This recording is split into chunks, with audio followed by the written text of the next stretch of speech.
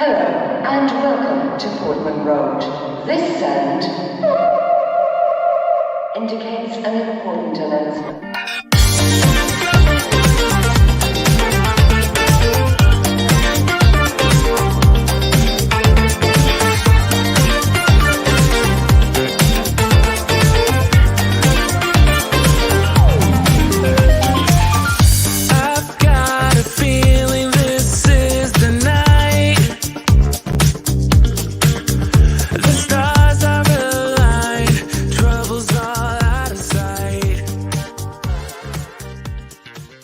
Hello again, my friends, and you are my friends, and welcome to your Thursday night preview show, our third show in about 48 hours. Looking forward to getting into this one. Lots of stuff from the football club, as you can imagine, takeover, players being released, lots to really get into. Before we do start today's show, I do just want to mention a big shout out to all of you that's been with us over the last 48 hours. Thank you all for your support. Thank you to the many people that have supported us on Ko-Fi. We've got some new members on there. That's really good to see. Obviously, we can't do this sort of thing without you. I really couldn't. My wife would kill me. I've got two contributors joining me that are, I don't think they've ever been on as two contributors before, so we could expect some fireworks, some different opinions. One that wants to hold, well, I don't know. Do they both want to hold the manager to account? I don't know. We're back on that train tonight, I think, as the train rumbles towards Milton Keynes Dons. We've got Leanne Anderson in the room. Good evening. Just watched the press conference, started thinking how monumental this table actually is. These guys are the real deal. They really are. Harrison Smith, first year this week. How have I missed much? Harrison, have you missed much? I don't know if you have, to be brutally honest. Grab yourself a drink and get comfortable. Joining me first is, of course, our royalty on the channel. Man, I'm gully and techie. You want me, then check me. Just butt me, I'm ready. I need that money in heavy. I'm banging these raps like Pumpy with Shelly. Shell it, bad it, I'm dipping. I said that I'd leave, but I'm back in the kitchen. She pour it, back it, I'm sipping. Feeling away, but she tackling feelings. Man, I'm gully and techie. You want me, then check me. Butt me, I'm ready. I need that money in heavy. Banging these raps like Pumpy with Shelly.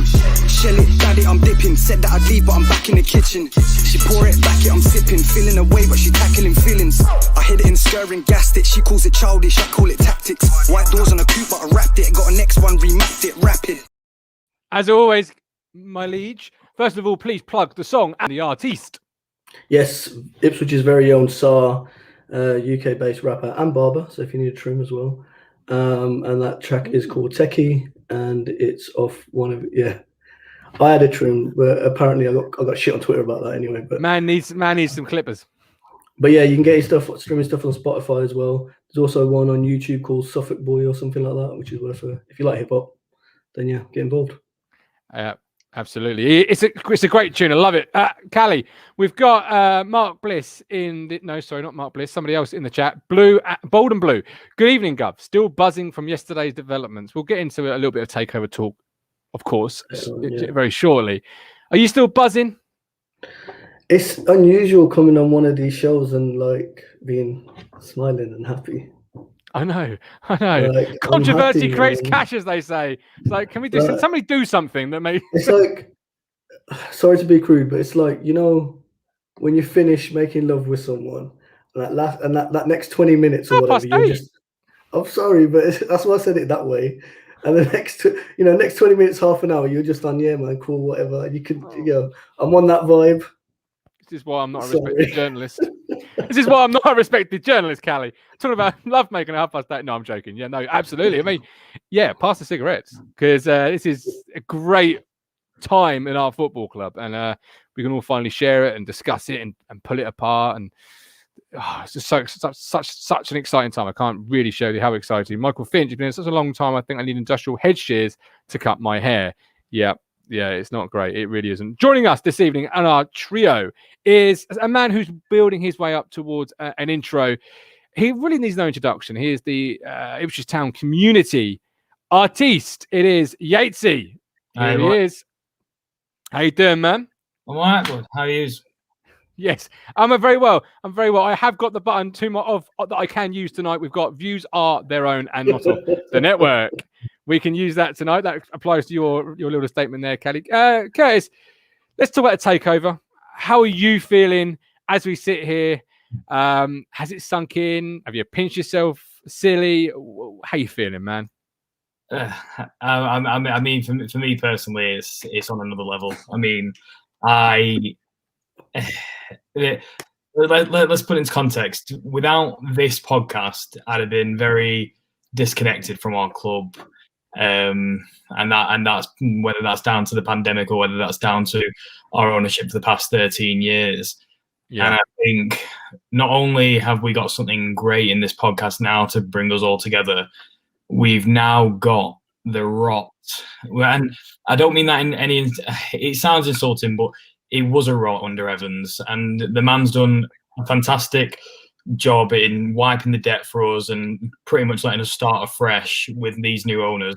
But we did have a rot. And I think now we've got this new group of owners. We've got this new sense of freedom. We've got this belief. And yeah, I mean, I'm still overjoyed from yesterday. Kally, Ben Moore is in love with Brett already. Mate, I'm man crushing on him or whatever you want us to call it. He's like a likable. You know what? I was listening to his interviews, and I was like, his voice sounds familiar. I know he's got that kind of. I don't know what the voice is, but it sounded like familiar. And you know what it was? It was like a likable version of Tom Cruise. Because like Tom Cruise, you just want to punch him in the face now and then, innit? But Brett, you just love him. You want to have a pint with Brett. Do you know what I mean? Whiskey or whatever. The man's just so likable. What sort of drink do you reckon Brett has? What sort of drink? You know, if you walked up to a bar and it was your round, what would you order for He's Brett? American, so it'd be like a bourbon or whatever they call it. Yeah, I'm thinking old fashioned, an old fashioned whiskey, an old fashioned. That's what I'm thinking. You see, I don't know. He strikes me as a man of the people. Yeah, he's gonna be a Cause or a Bud Light or something like that. They do. They absolutely go mad for it. Scotch said flat. Jaeger bombs, whiskey pint. Big. You can see why he's gonna have Carling at Portman Road.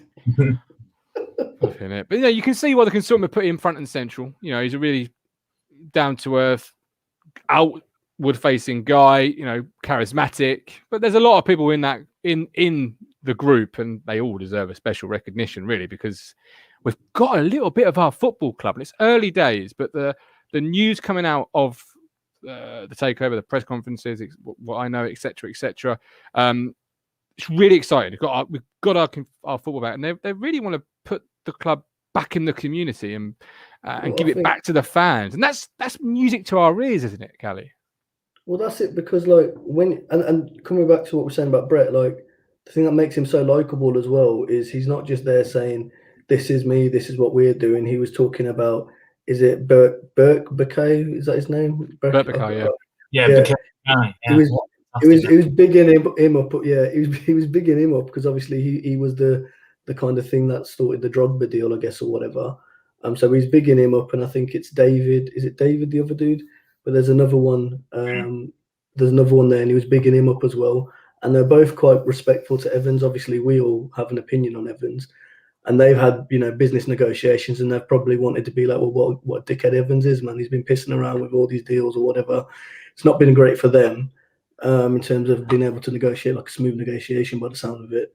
So it was just refreshing to hear them kind of speak positively, say that actually. Was it Mike O'Leary talked about his experience of Ipswich as a 25-year-old? I love that story. We talked about he saw the FA Cup, and it's like we're all supporting Ipswich now, and he's had kind of a soft spot from there. He talked about he's a Baggies fan, and I've been to the Albion ground, the Hawthorns, a couple of times, and my mum's side of the family are Albion fans, so I've been there over years when it has been shit in the stadium, because what he talked about is developing stadia over time, fit for purpose. Which makes sense. You don't have 40,000 in League One. What's the point, right? We can't. Well, our stadium's far too big for the league we're in at the moment. When we get to the Championship, it's a good size, and it can then expand from there. But I've seen the Hawthorns and how that's been built up over time, and there were things they focused on, and it's a good stadium now. So it's all positive. I think him being there is really positive, because he's not one of these, no disrespect, but he's not one of these foreign owners that just doesn't know too much about the Premier League or business law in the UK. Mike O'Leary knows that shit, and he's been quite successful. I think in his first year he took over and West Brom got relegated, then he got them straight back up.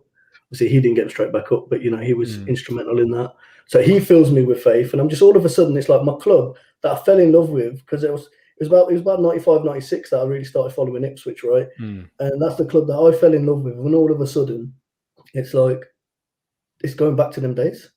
Like, it's certainly walking back to those days. And today we've had Brett Johnson coming out and saying season tickets. We're all going to buy a season ticket. And give it. Is it give it? Did I read that right, Curtis? They're going to give it, or so his plan is to buy a season ticket and then discuss with his partners about what the best way is to then possibly give that to a fan, or whether the group of them are going to buy season tickets and pass them on to fans who are deserving for whatever reason. I think it's a really nice thing to do, but I think we're all forgetting the most basic of things that Brett and Mike have both done in the conferences. They've smiled. Yeah, they've been there. They've been there. They've smiled, and they're not owners that seem like they're talking of. These are two people who are. I mean, let's face it. Like, I don't expect Brett and I don't expect his other two partners to know every single detail about Ipswich Town's history. And to be frank, I'm going to say it, I don't really care if they don't know too much about our history, because now is their time to create the history that, like, your kid's going to go on about in the future, Martin. Kally's in the future. Mine. Now is the time to create their history. We can all live on the past achievements of our club, and we can all we can all be overjoyed by it, because that is what created our club. But now we have an opportunity to create new history with owners who look like they fell in love with the club from the way they talk about it, and that's all I've wanted. And I tweeted that to Brett myself yesterday, about this is a historic club within English football, but it's time to make new history, and hopefully we can do that together. And I think you're right there, Curtis. I really do. We've got a couple of comments in the chat. We've got Ben Moore. Derby got taken by Spanish investors. Yeah, Derby trying to steal our thunder. How dare they? But Sam, the owner's made an investment in the fans team. That's how it is. The Crunch is 76. Sorry, just on that comment, don't you think it was so refreshing when they both said the same thing, which is, yes, we're the owners, but ultimately, I think Michael Leary said it, he goes, ultimately, the club belongs to the fans. He talked about what he did with fan engagements. He talked about, the importance of engaging with fans. Graham said yesterday how he's engaged with Brett about coming on here anyway, right? So it's just like, you would never get that under Evans. And no disrespect to Derby, but you ain't going to get, I forget the guy's name who was taking him over, but you're not going to get him like engaging at that kind of level. I've barely had time to see my wife or have a shower in the last 48 hours. Don't ask me about other football clubs and who they've been taken over by. Is there other football clubs in the world? Is there? I didn't realise. Sam follows it up by saying, how about they give Marcus's season ticket to someone while they're at it? Great idea. That's a good thing what they're doing with the season tickets, because it's something I actually asked for before, where I says I contacted the club like about 4 or 5 seasons ago, and I contacted them each season, and they haven't got it set up. But just saying, on games I don't go to, because I got a season ticket, but I wasn't going to every home game, right? Some games I'm not going to. Can you not just can I just give it to someone, right? Like a digital thing, because I know at Wolves they do it, right? In Coventry they do it. Still not being able to do it. So if they can do that, if they look at doing it and can't have the infrastructure to do it for Brett and the owners and all the rest of it to do it, then maybe the rest of the fans can, because it's got to be more attractive and it's got to be more beneficial to have, the stadium full, rather than trying to cash in on a couple of extra, 100, 500, maybe 1,000 tickets. I mean, the hints were all they've been there for a while. I mean, whether or not people read into them for a month before this, but we've got to remember that in the middle of this pandemic, Ipswich Town came out with a statement saying they were changing the ticketing systems and moving over to SeatGeek. Now, as far as what I've heard about SeatGeek, I mean, I've only heard it from some American podcast that I watch. And as far as what I've heard about that, and also Daryl filled me in on the information that they use it for the NFL as well. SeatGeek is, and I've looked into it, it's so expansive. Like, I mean, Daryl was telling me you can give away your ticket right up until kickoff. I saw some perks about SeatGeek about how It'll give you the view from your seat. They do. Yeah. When did they announce the SeatGeek thing? A while. Well, it seems like a while ago now, but it really does. But on that point, so 2:05 when you get the team news, you can see Luke Chambers at right back, and you can say, right, sell that ticket, sell that ticket. No, because I'm just thinking, was that something that Marcus had put in, or was the potential new owners thinking we're getting this club, let's get something ready? What is it? Before that, they said they've been talking about it for 14 months, and it's one of them. I think they said that because of the pandemic, it was delayed by about 4 months. So it's one of them. Of course, they've been negotiating this, that, and t'other, but I suppose Evans did have an eye on to implement things before the owners come in. So possibly, in that case, it could have made it a smoother transition for the new owners.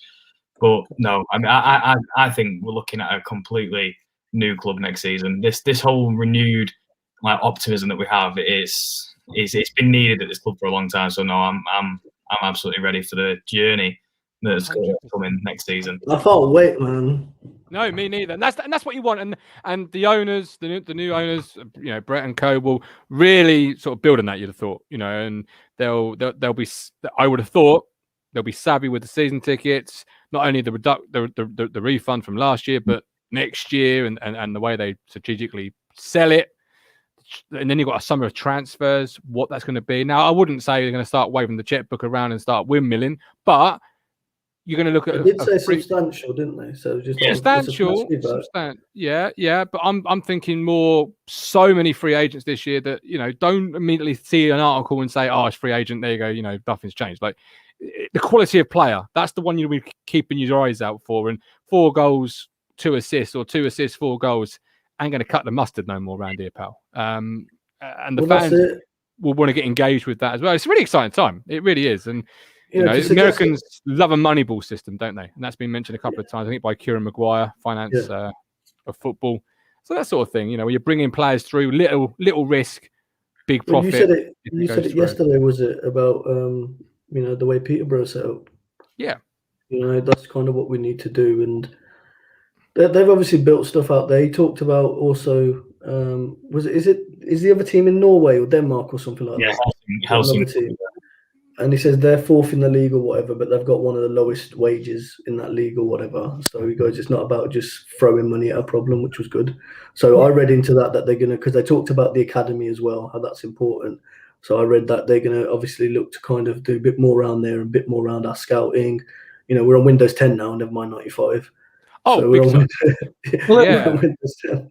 It opens more doors, doesn't it? I mean, he spoke in his press conference about how, someone asked whether the door is now open for American players to come here, and I think one of the biggest pluses now is the fact that the door is open to send young players over there. I mean, let's face it. I've watched MLS. I watched it since it first broke out on the scene over here, and it was absolutely.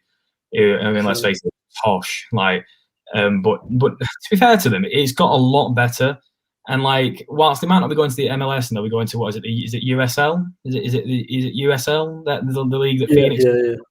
So it's like championship. Yeah, whilst they might not be going to the MLS, it's by all accounts it's still a tough enough league. And you know what? It opens more doors. It opens more doors for our younger players because let's face it, when these young players go to Dagenham and Redbridge on loan and don't even get a game there, Brett McGavin, who looked all right in League One and could potentially be the squad player, can't get a fucking game at Ayr United. Yes. Tristan Nydam, where did he go? St Johnstone, was it, in her season or whatever, or one of the Scottish teams? Yeah. Couldn't get a game at all.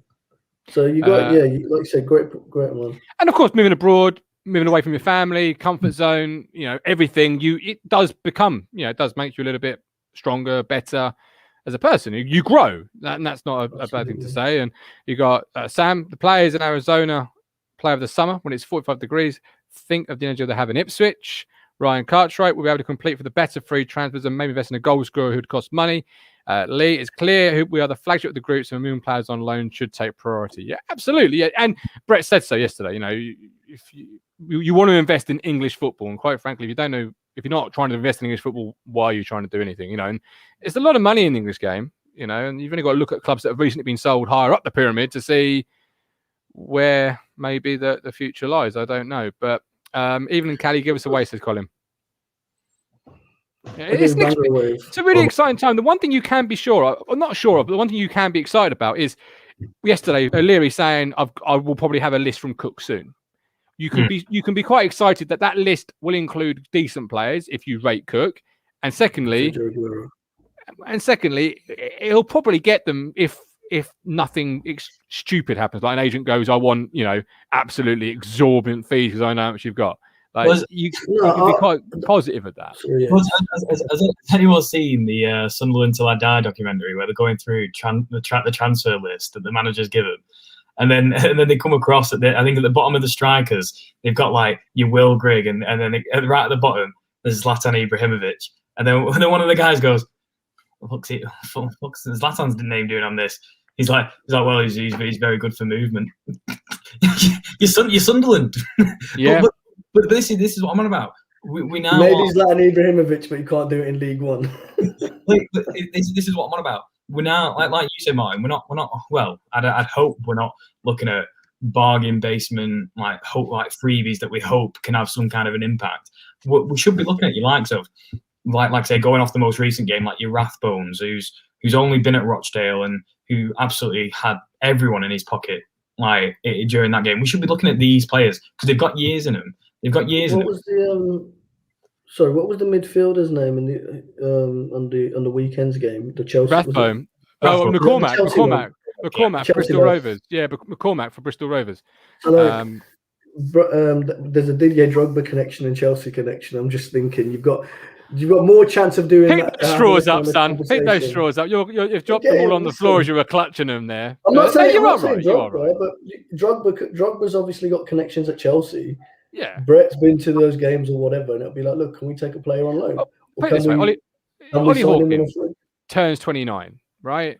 I didn't realise he was that old, you know. No, well, I didn't think. I thought it was younger. But I'll get to the reason why in a minute. I thought he was 26, 27. You brought him in a free transfer, not a great goal scoring record. What's his sell-on value? Like, it's not going to be a tremendous sell-on value. So when you think about the players you might see, you're not looking at your bargain basements. But you look at the players like Jack Taylor at Barnet, who went to Peterborough. He's now worth 2-3 million.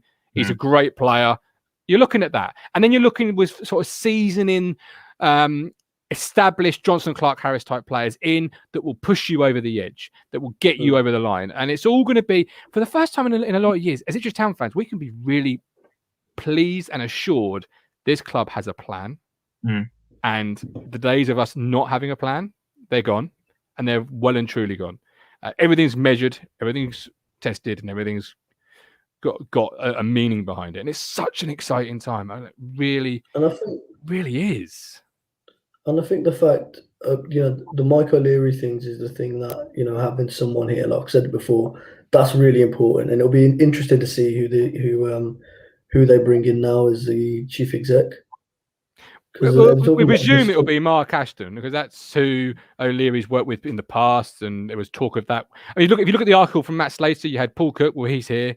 The Americans, well, they're now here, and then you've got Mark Ashton, and and it'll be more Mark Ashton if it is Mark Ashton. You will see more than probably O'Leary, and but both seemingly are great. I mean, Bristol City fans, sorry, don't speak too highly of Ashton. But I don't know enough about him to say either way. But as Colin says here, look how many people got bin today. Let's look at the players that got sort of told, thanks but no thanks today. We had striker Ben Falami, midfielder Alan Varile, Adam Prizebeck, Harry Wright, Kai Brown, and Zach Brown. Does anybody sort of jump out at you there as a?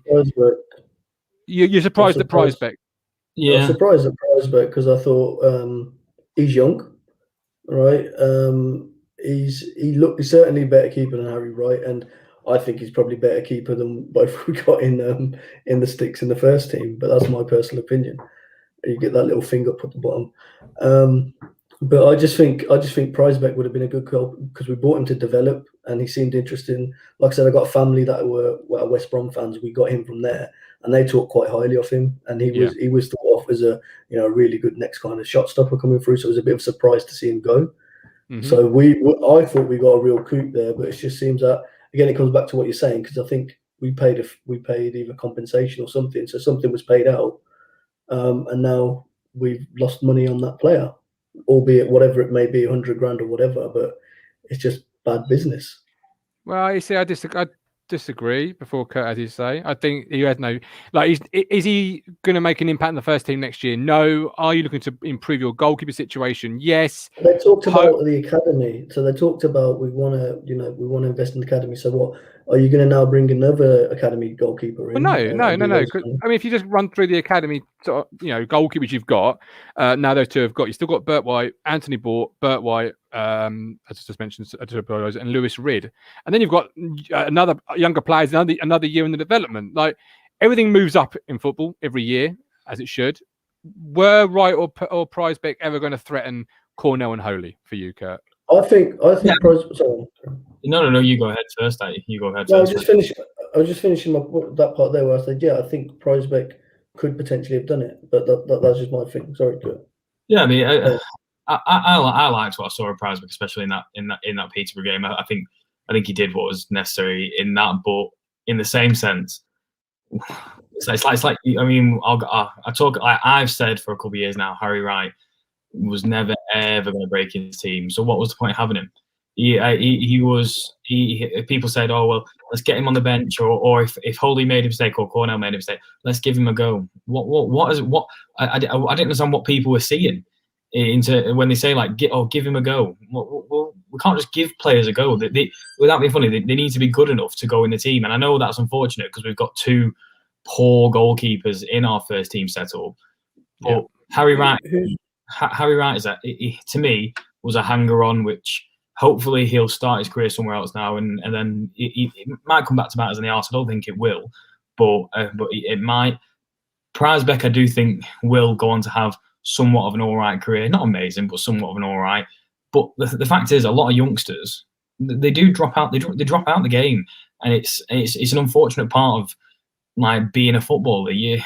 There's only a very small percentage that make the cut. And I know Luke on Twitter, and I know he said that he was quite surprised about Zach Brown leaving. But in regards to Kai Brown, I mean, I think did he go on loan to Dagenham and Redbridge with Clements, and then I don't think it took off for either of them there. But like, I mean, Clements, he's another one. He was slightly rated by McCarthy, wasn't he? I think at one point as a left back. I think he'll be off. Falami, I don't think he was ever really going to cut it. I won't be surprised. I won't be surprised to see him like stay in Australia.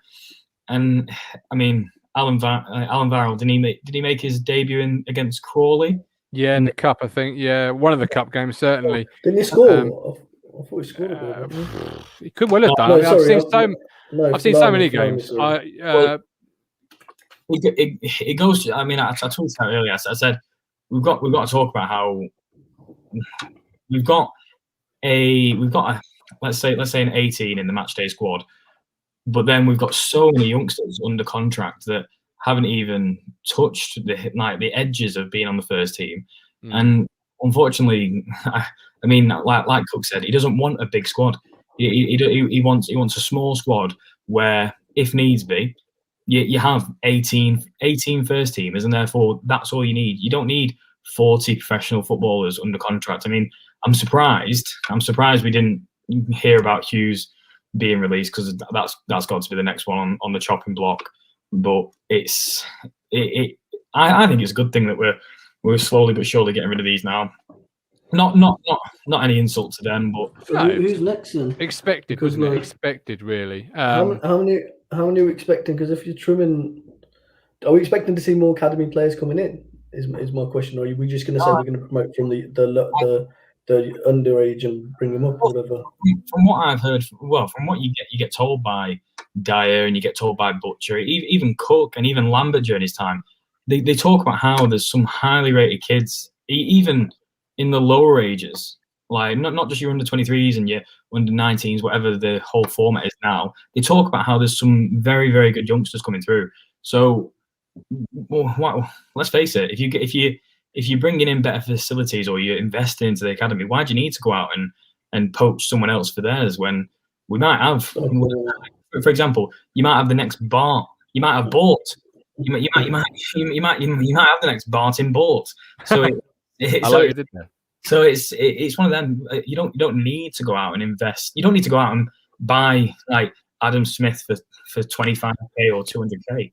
The thing is, I think with some of these players, you would have, if they've got a little bit about them for the required level, you may have seen them. And like this year, for example, any striker that hasn't yet played, you question why. It must be down to talent or the level of ability or whatever. So to see who was released today, it's not a great surprise, because I would have thought to have seen one of those strikers or attacking players on the bench, ready to come on, because we've not looked like scoring a goal for about 6 months. So let's be honest. So you would have thought you would like to have seen it, but yeah, there's more to come, and this is part of football. This is just the way it goes. But it's an exciting time, as you say. Cook likes to work with a small squad. I see Salford City have been linked with Emmy Hughes and James Wilson today. I wouldn't be upset if neither left.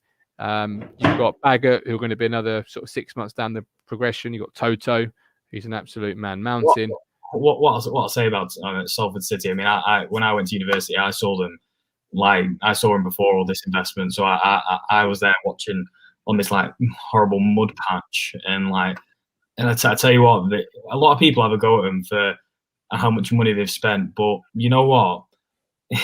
they're doing the job that needed. Their owner came in and their owner did the same thing as what ours do now. He said, well, yeah, they've said, I want to do this, and I want to do this, and I want to get to where I want to go. Unfortunately, football, it is cutthroat.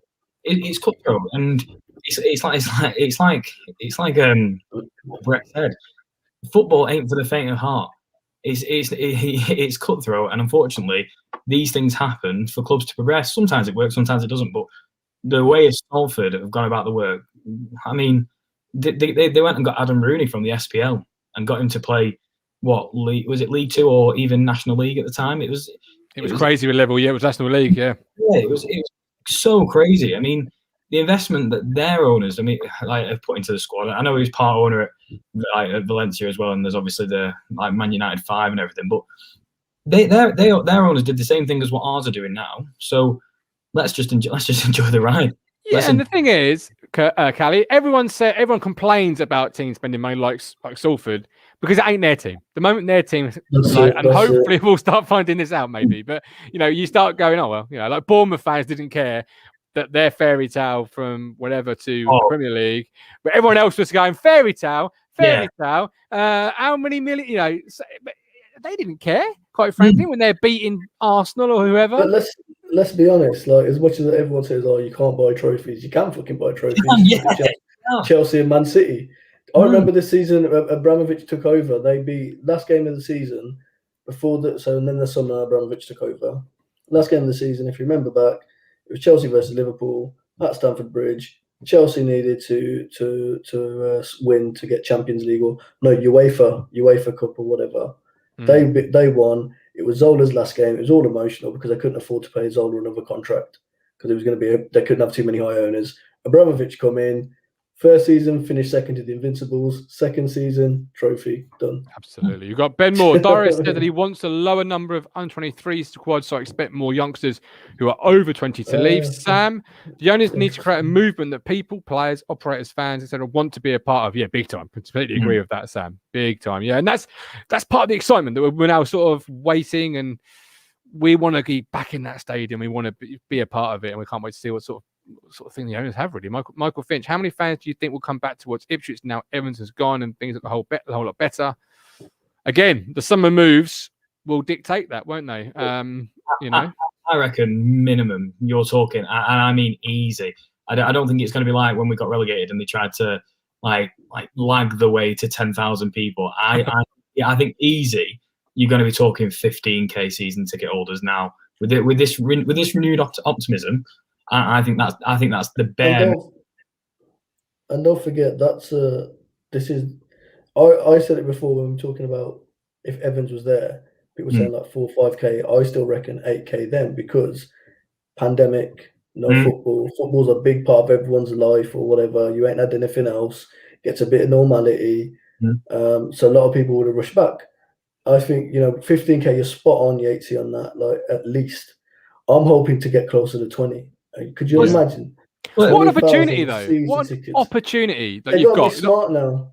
Yeah, but They what an can do it. They opportunity. can Your do it. new owners, you've got a club that was sleeping. You can come and shake it up, revitalize it, and you've got fans returning who are hungry, and they're so hungry. They're ravenous, like Three Lions. The name that's like very apt because we are a real ravenous, hungry bunch of fans. So, like, what an opportunity to really to almost sell to the sold. Do you know what I mean? Think about, for example, I spoke to Kally last night about myself. I mean, I'm based on a good run in the motorway. I'm probably based about 4 or 5 hours away. So, like, and yet I'm debating getting a season ticket. You're coming, bro. I told you. Park the car in Cove and we'll drive down. We're on it. This renewed optimism is making you want to plan for. So, for example, like I said to Kally, I'll drive down swimming and then we'll share the car down. People like me people in Scotland will get a season ticket because they're even crazier than me. So it will happen. I can guarantee minimum 15k, and I won't be surprised if you see some kind of incentive, a bit like the Mansfield one, where they've said that you can get like a third kit to go, like a third shirt to go with it. You can get a Talking Town hoodie. Hey, boom, book it. I'll tell you what, though, you to get yourself down here, stay the night at the Towers. You're more than welcome. Brilliant. Full English included. I love it. Don't do that black pudding, though. Just sausage and bacon, none of that black pudding stuff. No, it's all black pudding. Just mountains of it. A bit beautiful stuff. Beautiful stuff. The season ticket stuff, I think the reason I think we'll see a bit more, just finishing on that point, sorry, is if this seat thing, was it Seat Hub, Seat Geek, what were you talking about? Yeah, if that's like how Yates is saying, is like easy to swap out tickets and you can transfer stuff, you're going to get loads of people doing season tickets because it just makes sense. To the Tuesday games I ain't going to, I'm putting it in here or whatever and saying, right, who wants it? Do you know what I mean? Yeah. And the owners have this one opportunity, you know what I mean, like to capture it, and it's only new once, as it were. Lee Anderson, get Brett on, Martin. Brett, you're more than welcome if you're watching. We want you. Come on the show. Graham has said that you will. He's just waiting for it.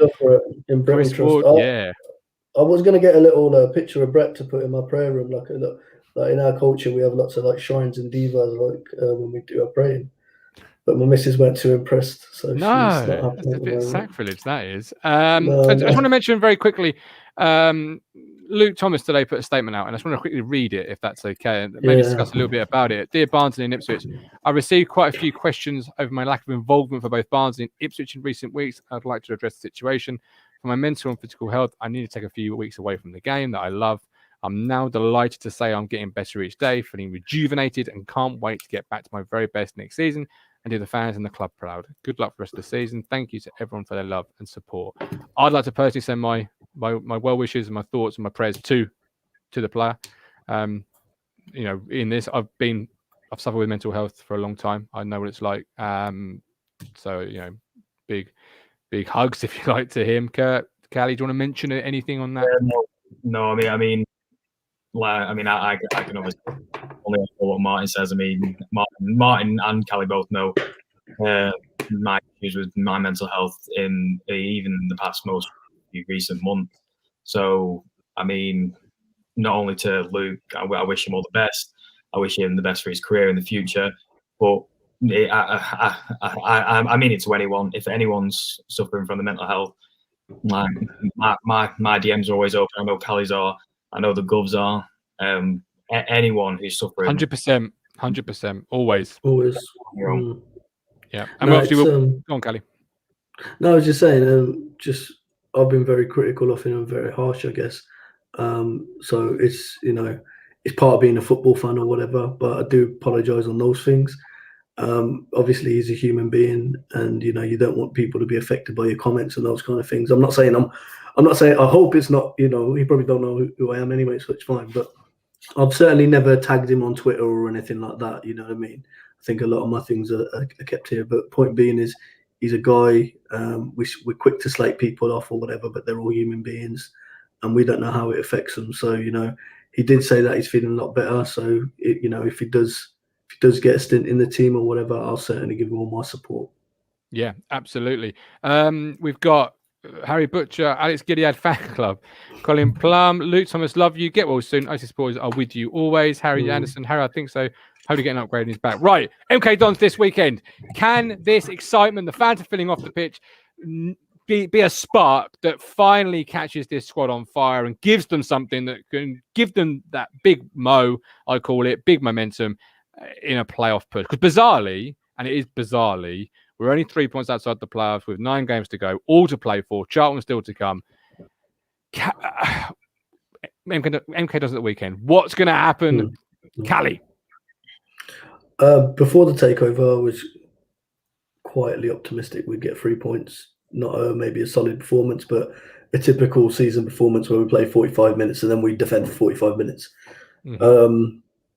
Now this is there and this has all happened or whatever, and there's a bit more in there. Hopefully, you'd expect it to impact the players positively. Certainly, Paul Cook, because from what we heard from Mike O'Leary and Brett, Mike O'Leary was that he met Paul Cook and said, actually how when they were recruiting, they were, Paul Cook was their choice as well. He said the right things or whatever, but it certainly seems that Paul Cook's got their kind of blessing or whatever, right? So he's going to be a bit more confident. I'm hoping that kind of, ripples through down to the team. And it'll be a bit more of a bounce. If that comes in, I think we could get, we could shithouse, the playoffs. I honestly think we could. Yeah. But it's all ifs with Ipswich. But I didn't think I'd be sitting here happy talking about Ipswich this season, or the fact that we got new owners that have got a bit of dollar behind them, and it is dollars because they're American. Well, it'll be in pounds now, but just because it's legal, isn't it? It's legal. but yeah, that mighty dollar. But Kurt, I've been bouncing up and down for a couple of weeks because I know how important promotion is. Just with or without a takeover, but with a takeover, even better, right? Suddenly one promotion away from the Premier League, and the whole new world opens up. If we, what's going to happen this Saturday, man? I'm fed up. Just give me something to cling on to. See, I think I'm a bit like Kally. I was quietly optimistic that we would get the 3 points, but then I remembered that Charlie Brown also is now playing for him, and then before the takeover, I thought, yeah, he's gonna pop one in against us. But nah, you know what? If the players can't get amped up for this now, then they never could have ever got amped up, no matter what manager came in. This is a time where now I don't care what formation you're playing. I don't even care how you get the goals. You can drill and tap it in with your knee as much. Steady on now. We've got some money behind us. I want a 5-year deal for Aaron Drinnen. If you can, well, it was a slide tackle, wasn't it? It was a slide tackle. Great tackle. I don't care if you can get anywhere near the box, just have a shot, because this is a crucial point of our. I mean, we said a crucial point like a few weeks ago, but this is now more crucial than ever because we have now got new owners who. Let's face it. I mean, some of the players, I think some knew that like there was something going on in the background, and therefore they probably weren't playing because, let's face it, Evans wasn't the one going to be offering the contract at the end of the season.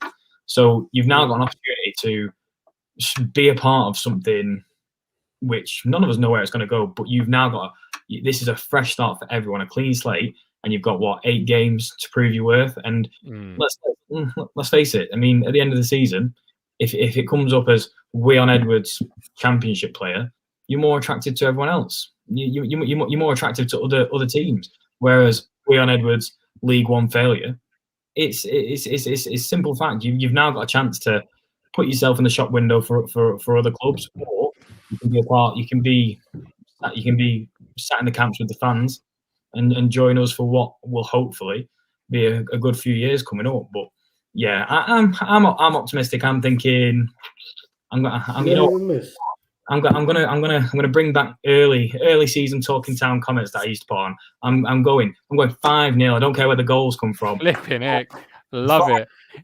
I'd be interested to know what the players have been told in terms of takeover, and what's happening with the football club moving forward. I mean, if they've been sold the vision I've been sold, they'll be fucking running through brick walls. Believe me, it's exciting. And if you don't want to be a part of that, I don't know. I'd question what you're doing, because it's an exciting time to be a part of it at the ground level. I just want to know what they've been told, but we don't know. So we have to go on what we do know, and that is Ipswich Town are a bit of a hit and miss side. And it's Russell Martin in charge, third highest possession rating in Europe. They do play some nice football. Yeah, but hold on. The possession stuff don't mean shit. We had all possession at the beginning of the season. I saw one of the goals they scored the other week. It's true. I saw one of the goals the other week, and it was just the passing was second to none. And then they released a video of the training session before said game, and the training video in which they scored the exact same goal in training as they did on the pitch. Oh, fair play. Okay, I think it might be a bit of Marcus Evans gremlins in the system. We'll just drop you out a little bit. Wait to me when you're back. MK Dons, the thing is, the MK Dons, man, fuck's sake. There's got to be a bit of belief now. Everything's confirmed. There's got to be a bit of belief. Do you know what I want to? Do you know what I do? Because this might sound really big-headed and really biased, but fuck it, it's my shows. I do what I want, right? They always say there's a disconnect in these COVID times. Show them yesterday's shows. Show them the morning show, and then show them the evening show, and what this means to the fans, and how you could have that amped up to 50 by the next 9 games, becoming a hero. Because I tell you what, if you become a hero for this football club in the next 9 games and then the 3 playoff games, you will have a documentary about you in 20 years' time. You will have stories told to their children. No, you will, because it'll be the Ipswich miracle. The team that couldn't find their way and then suddenly did find their way and found their way and took the club back to the Championship and beyond. Show the players the raw emotions from the fans, just at the excitement of a takeover. Now imagine what that would be if they could come back into the stadium for the playoff games, for the final. Just, you can be a part of history right now, or you can be a part of the biggest disappointment maybe this team ever had. Not just to Wembley. Not just that, but think about it. The owners have said they've got substantial investment for a league. Yeah. Imagine that substantial investment if we end up a Championship team next season. Cook must have 2 lists of players that he wants. He must have a Championship set of players and a league one. I bet he doesn't know what one to hand in yet, because as we all know, I think we all know Cook is optimistic, and I think he genuinely does believe that somehow he's going to shit out his way into that playoff spot, and I do think he believes he's going to win it. And you know what? Fair play to him. I will kiss his shoes if he ends up taking us up. But it's a scary but really exciting time at the end of the season now. And you know what? I said to you, Martin, the other week, I said I'd given up hope after that Wigan game. I said I'd given up hope for anything. But I mean, we didn't have a new manager bounce, so it's like, let's see if the new owner bounce will work. Well, exactly. Maybe that uncertainty. I just say maybe that was the uncertainty, because it was all around. It was around the same time we knew or whatever. But I don't know. I'm optimistic now, because I'm seeing things that I didn't think I'd see. So where before my kind of predictions about what Ipswich Town were going to do was based on, oh, well, they always let me down, or they're the nearly team. A friend of mine calls us Leeds, you know what I mean? Because we're always falling apart, apparently. So that was just like, that's just like, nah, okay. So I'm just now quietly optimistic, because, well, I'm not quietly optimistic. I'm bouncing off the fucking walls, right? But I'm optimistic that we could do something. I love Paul Cook, right? I know, and I still do think, he needs to do something. Stop the tippy tappy, just fucking do long ball, hoof ball, right? We've got a good coach, manager, good manager. We have got a good one when he's got the right player.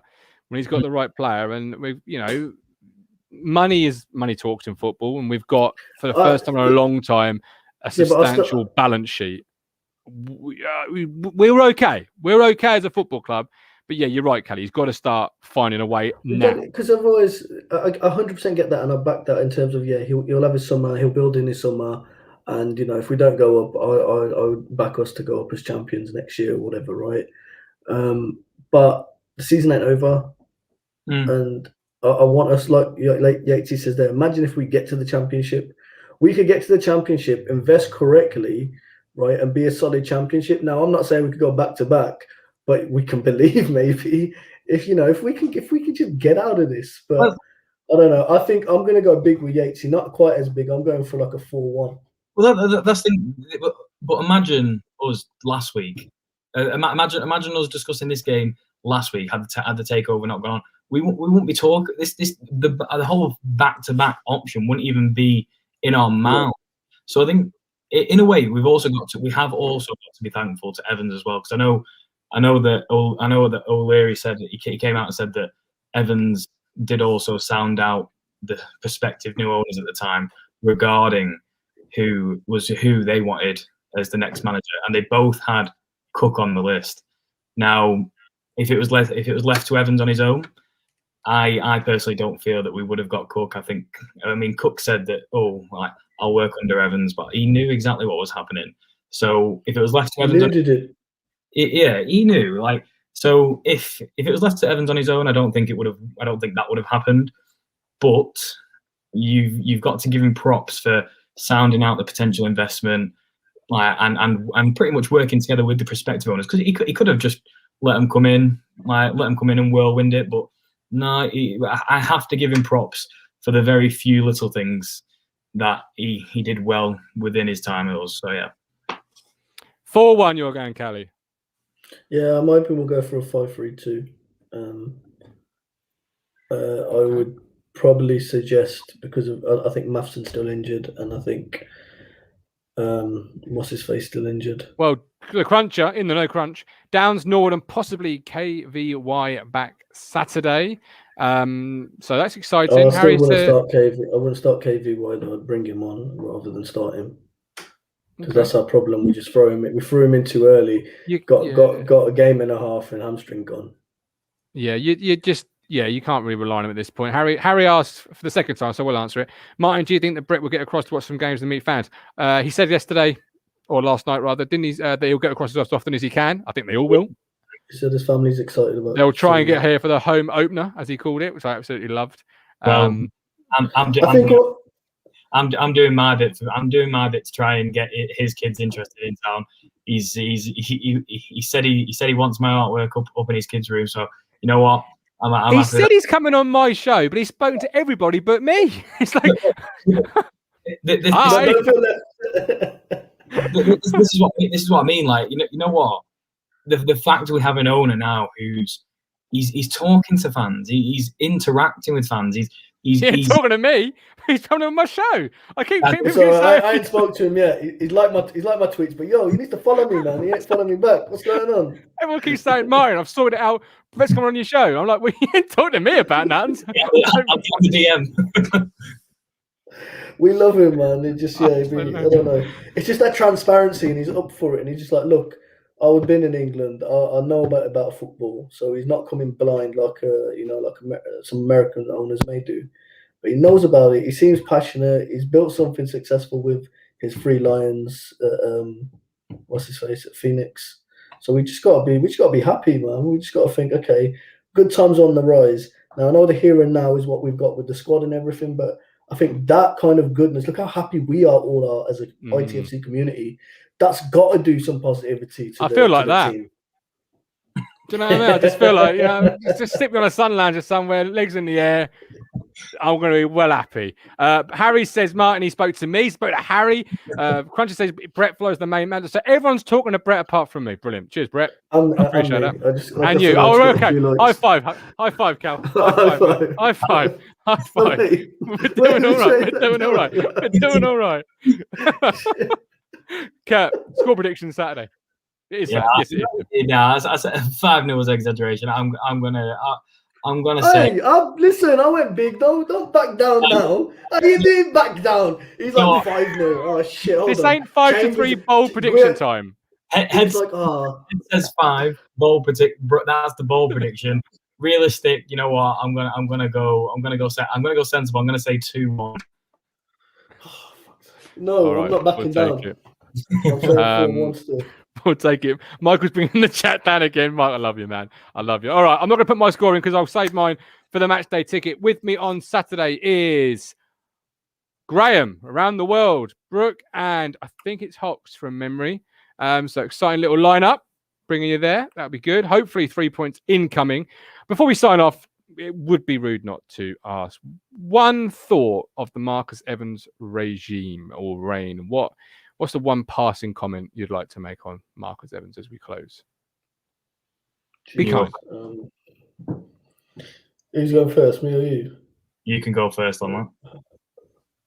One thought on the Marcus Evans reign, and I have to be kind.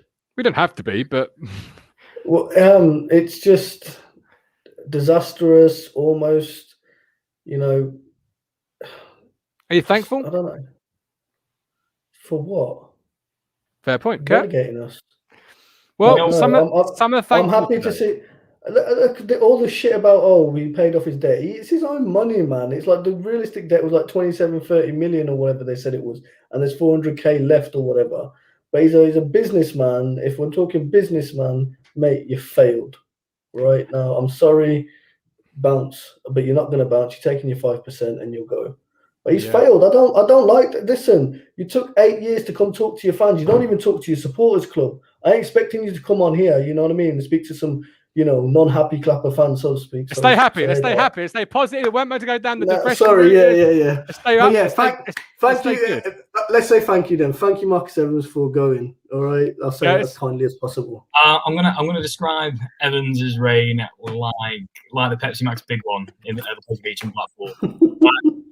You came in and it was very high at the start, and then from then on it was just down, and then you get to the end of it and you think, the fuck was all that about? So yeah, that's how I was describing it. Thankful for the fact that he's hopefully put us in very good hands, but no, for what you did, you just didn't get any returns. As Ice Cube says in Friday, bye Felicia. I've got two train of thoughts. First of all, Marcus Evans, the football man, never learnt. 13 years, it could have been 13. It could have been 13 more years. He never would have learnt. He never learnt, which is why we're playing MK DONS on Saturday and not anybody else, higher division. But Marcus Evans, a businessman, you're shrewd. You're a shrewd man. 5% game, 5% in the GameChanger thing. He's not like he said, "Well, debt's wiped. I'll take my 40 million." And I'll go. He's still here. He's still got not a say, but a stake. So that's the thing. What he said, what he told us all, he never actually lies. He said he'll still be here, and that 5% means he is still going to be here. Whether he's not going to be turning up to games like he has done this season, because when the fans are back next season, he won't come just like he used to. But he is still here, so he never lied to us, apart from the fact telling us that there's no offer on the table, which we all knew was bollocks at the time anyway. But no, like you say, you didn't learn. But business-wise, you know what? Shrewd. You've done what you said you would. You said you would sell if a good offer came along. I was very pessimistic in terms of I didn't believe that. I was very scared that he was going to be an owner who would go down the oyster route and take us to the doldrums of the Football League. I was very scared. But you know what? You said you'd do what you did, and I'm going to leave it on a good note. I'm very thankful to you in that sense. That's what I think with the Thomas statement earlier, as football, it all gets thrown into one too often. All too often, and I do it myself. John Nolan, hello. But hold on, John Nolan, we're missing him. No, we're not. But don't ruin the point by making me be negative about somebody. But the point is, as the man, I'm sure he cared about the football club, and he's left us in a great position. And as Sam says, he probably knows the new owners aren't stupid. He's wiped the debt. He's done all those things. So thank you. Goodbye. But you don't negotiate with someone for 14 months, do you? Without having any. Shouldn't have sacked Lambert though. Shouldn't have sacked Lambert. But until Saturday, 2:30, with love, with care. We'll see you at 2:30.